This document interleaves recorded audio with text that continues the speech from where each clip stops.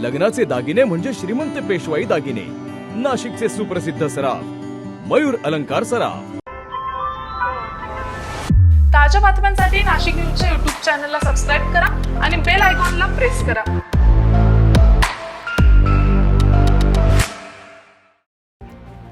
नाशिक महानगरपालिकेची घंटागाडी म्हणजे स्वच्छतेचा संदेश देणारी साधी सोपी सेवा असा समज जर अजूनही कोणाचा असेल तर प्रभाग क्रमांक 30 मधील ताज्या संगीतमय प्रयोगानं तो समज धुळीस मिळालाय।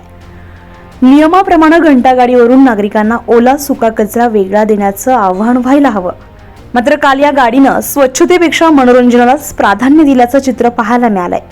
भोंग्यांवरून सूचना देण्याऐवजी चक्क बॉलिवूड गाण्यांची धून लावून परिसरात मूड सेट करण्यात आलाय।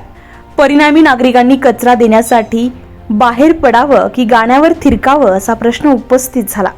काही जणांनी तर ही घंटा गाडी नसून मोबाईल संगीत व्हॅन असल्याचा समज करून घेतल्याची चर्चा रंगली आहे। महानगरपालिकेच्या या नवीन उपक्रमामुळे स्वच्छतेचा संदेश मात्र कुठेतरी हरवला असल्याचं स्पष्ट दिसून येत आहे।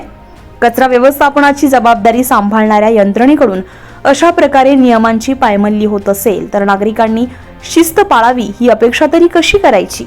आता प्रश्न असा आहे की उद्या या गाड्यांवर लाइटिंग आणि डान्स फ्लोअरही बसवले जाणार का, की स्वच्छतेचा संदेश पुन्हा कधीतरी ऐकायला मिळणार।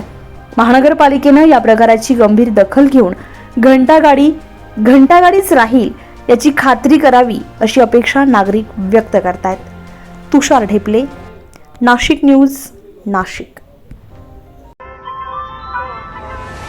ताज्या बातम्यांसाठी नाशिक न्यूजच्या YouTube चॅनलला सबस्क्राईब करा आणि बेल आयकॉनला प्रेस करा।